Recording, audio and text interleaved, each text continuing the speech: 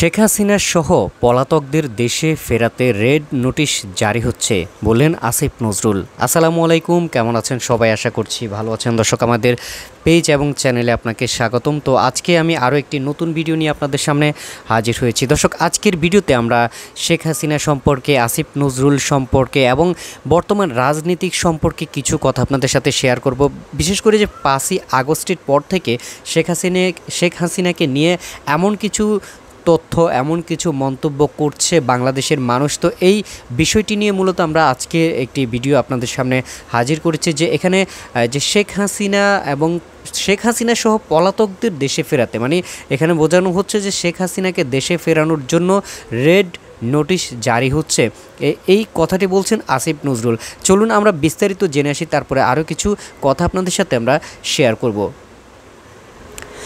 শেখ হাসিনা সহ জুলাই আগস্টের গণহত্যায় জড়িতদের দেশে ফিরিয়ে আনতে সরকার ইন্টারপোলের মাধ্যমে রেড নোটিশ জারি করতে যাচ্ছে বলে জানিয়েছেন আইন উপদেষ্টা আসিফ নজরুল। রোববার সকালে আন্তর্জাতিক অপরাধ ট্রাইব্যুনালের ভবন সংস্কার কাজ করতে দেখতে গিয়ে সাংবাদিকদের এই কথা জানান তিনি বলেন যে খুনি গোষ্ঠী জুলাই মাসে গণহত্যা চালিয়েছেন।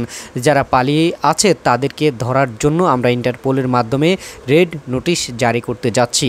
এটা খুব দ্রুত হবে। তারা যেখানেই থাকুক না কেন আমরা তাদেরকে গ্রেপ্তার করে বাংলাদেশে নিয়ে আসার জন্য সর্বোচ্চ উদ্যোগ নেব ও চেষ্টা করব। এ সময় তিনি আরও বলেন, দেশের মর্যাদা ক্ষুণ্ণ করতে সরকারের বিরুদ্ধে আন্তর্জাতিক অপরাধ আদালতের ভিত্তিহীন অভিযোগ দিয়েছেন আওয়ামী লীগ। আসিফ নজরুল বলেন, এটা খুনি ও ফ্যাসিস্ট চক্র আছে, তারা বিশ্ব জনমতকে, বাংলাদেশের মানুষকে বিভ্রান্ত করার জন্য, বিদেশের আত্মরক্ষার জন্য মিথ্যা প্রচারণা চালানোর উপায় হিসেবে এই মামলাটা করেছে।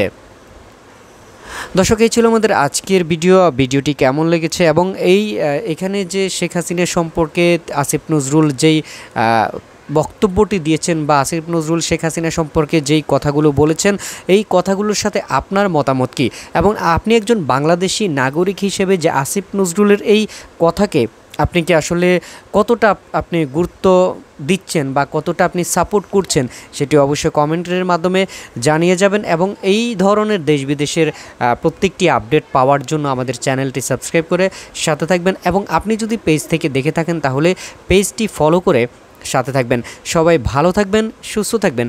পরবর্তী ভিডিওটি দেখার আমন্ত্রণ জানিয়ে আজকের ভিডিওটি এখানে শেষ করছি। এবং ভিডিওটি শেষ করার আগে যেটা বলবো, যে আপনি পেজ থেকে দেখেছেন নাকি আমাদের চ্যানেল থেকে দেখেছেন, সেটি অবশ্য কমেন্টের মাধ্যমে আমাদেরকে জানিয়ে দিবেন। যদি পেজ থেকে দেখে থাকেন তাহলে পেজটি অবশ্যই ফলো করবেন, কারণ ফলো করলে আপনারা সবার আগে আমাদের এই পেজে নতুন আপডেটগুলো সবার আগে পেয়ে যাবেন। ভালো থাকবেন, সুস্থ থাকবেন। আল্লাহ হাফেজ, আসসালামু আলাইকুম।